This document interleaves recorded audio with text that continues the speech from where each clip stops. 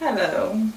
So you're sitting comfortably on your sofa, watching me and thinking that you are learning English. And you are. Yes, because if you're listening, then you are also learning. But there's one secret about learning languages which I want to tell you, and it's a secret that refers to any language, whether that's Polish or English or Chinese, and in fact it refers to learning anything, not only the languages. And this secret is, are you ready? Is the input and output. These are the two sides of the coin which you have to master to really be able to use a language or to learn anything. And as much as the input is relatively easy because it challenges you a bit, because you need to get rid of your laziness. That means stop being lazy. You have to motivate yourself, but it's still easier than the other part. And what I mean by input is all the knowledge that you take. So for instance, if you watch the video on YouTube when somebody is speaking, you are absorbing that, you're listening. If you're reading a book in English, if you are listening to your teacher speaking about grammar, then it's all input. Or if you are learning vocabulary, for instance, that's all input because you take the information into your brain, let's say. But there is this other more challenging part, and that is output. When you have to start creating something, like creating the language. Or for instance, let's say the input would be when it refers to, let's say, riding a bicycle, that you observe somebody riding a bicycle, that this person tells you how to do it. But output is when you actually try to do it yourself. And as much as with riding a bicycle, nobody expects to learn riding a bicycle without trying. Then about languages, like people still want to stay within their comfort zone and learn the language only by listening, only by watching, only by attending the classes. But no, I'm not going to try to speak because I am too terrified. And this is the thing with this comfort zone. And comfort zone is everything that you know, the situations that you know, the people you are familiar with, the activities that you are used to doing. This all makes you feel safe, and your brain is designed in such a way to keep you safe. So whenever there is a situation where your feeling of safety disappears, then your brain says, alarm! Like, you know, something is happening, you have to withdraw, don't do it, it's not safe. And it will come up with different excuses. It will bring all the different memories of bad things just to avoid doing what's uncomfortable. It will say, okay, so you want to speak English, right? No, but you think about it, you will fail. Remember, failure is not a nice feeling. Or maybe you will mispronounce something, and maybe you will make a mistake. You know how bad it is, how bad it feels to make some mistakes. Or maybe your accent is not good, and this will result in people laughing at you, or maybe not understanding you, and you'll feel bad. You know, you'll feel that your self-esteem, that means the way how you see yourself, will go like lower and lower. And even if you try to convince your brain, because that all happens on unconscious level, you don't even realize you have this conversation with your brain. And if you try to convince your brain, maybe you'll say, but look, Anya is making videos and she's speaking English. Why can't I start speaking English? Then your brain will say, okay, but Ania studied English, or maybe she's more self-confident than you are, or maybe it's easy for her to speak English, it's natural for her to speak English, and you, my friend, you will struggle and it will be painful, and don't do it. So what if I told you, okay, so make a video in Polish? If it's the language that's the issue, make a video in Polish. Then your brain will go like, ooh, video, okay, that's not my comfort zone, so I don't have time, or what for, or I have nothing to speak about. It will come up with some other ideas just to keep you in this safe place. It just wants you to stay where you are. And if you stay where you are, so where's the progress, right? And that refers not only to language learning, that refers to changing your career, that refers to, I don't know, trying to talk to a girl that you like or a boy that you like. Your brain is trying to save you, but in fact you're losing your life at the same time. And regarding this thing being easy for me, it's not the case. I was thinking about YouTube for several years now, and I had time to do it. and in fact I told my friend, just one friend, that I was thinking about it, and she encouraged me to do it. And I didn't.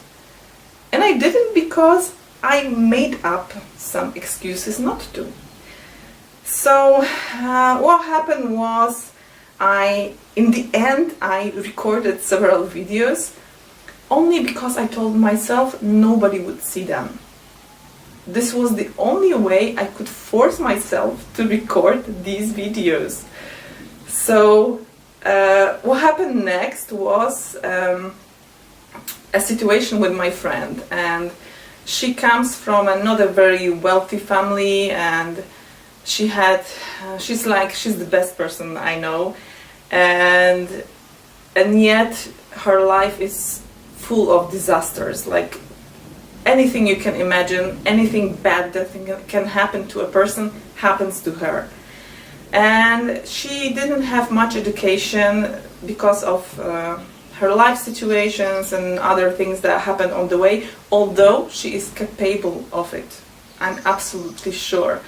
And now being adult and having her children like independent now, she is trying to finish her education. So her situation was that she was supposed to take a test in English. And she told me she was scared and her English wasn't good enough. So I said, okay, so let me help you, no problem. But it turned out that she couldn't even come to me because she was working like literally from the morning till the evening. So then I said, okay, so I have this video recorded, so maybe let me put it on YouTube. Nobody will see this because YouTube is such a huge place, and I will send the link only to her. And this is what I did. But then I started thinking about another childhood friend of mine, and she lives in Scotland now. She's very hardworking and very honest person, and I think she deserves the best, but she's working low-paid jobs because she doesn't speak fluent English. And the reason why she doesn't was that she couldn't afford extra classes, and it was difficult for her to learn the language only at school, and she couldn't finish her education also because she had to go to work. So I said, okay, so there are two people like that. There may be more people like that. And I was privileged enough to have all the extra help from my parents. I had the extra classes. I could travel abroad. I worked during the studies, but it was my choice. It wasn't the necessity. I could still study at the university not working. And not many people, not all the people, have this luxury. So I thought it would be my way to pay back, that I would leave the videos or maybe upload new ones for the people who cannot afford extra classes, but they still feel driven and they still are motivated enough to try to learn. And that helped me to overcome my fears of some bad comments, my fears of no interest in the videos that I make, many excuses that I have in my head. Oh, there are so many of them, like if there's anyone at home, I would not make a video because what happens if somebody comes in? And what will happen? Like, I could press pause and that's it. But in my mind, that's an obstacle which makes it impossible. So, you see, everybody makes the excuses, and it's just a matter of being able to find your way, to keep your brain on the leash, let's say, so that it doesn't limit you. And I was thinking about your ways of mastering the output, so the production of language, for the shy people, for the people who don't feel that comfortable speaking right away. And I thought that maybe writing could be the first step. Maybe you could write a diary about what happened, what you feel. Maybe you could write the gratitude journal. I mentioned that in the other video. I will put the link below. Maybe you can write shopping lists or to-do lists. To-do lists are the list of the things to do. Or maybe the notes. Maybe you have someone to whom you could write emails in English. Maybe you have a teacher at school, for example, and maybe you could write assignments, written assignments. Or maybe you can write short stories. It doesn't matter. Even if nobody checks it, it's still important because you will check some words on the way, or you will take the effort to actually make the sentences. Back in the days when I was learning English, there were chat rooms, and I remember there was a chat room, I think on Onet, which was called Learning English, and there you could write English. But maybe there are some chat rooms on Yahoo or any other website which is originally English. Another thing you can try is to try to translate your thoughts into English, if you know what I mean.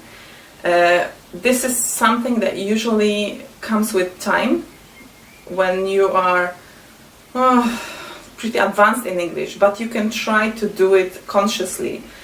What else? You can try to talk to a friend.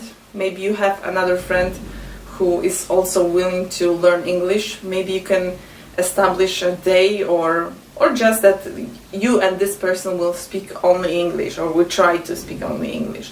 Obviously the best way is to have a teacher, and the best way is to have one-to-one classes, but I realized that it is more expensive than the normal classes. Another thing you can do is to be brave when you travel. When you travel abroad, don't be the person who, just say, I don't speak English, I don't speak English. Just go forward and try to communicate. And even if you have to try several ways, or you have to try explain things because you don't know the word, it's still worth it. So I hope that you will find your own way to break the comfort zone, and not only in English, generally in life, as I am trying to break my comfort zone. Okay, all the best. See you. Bye.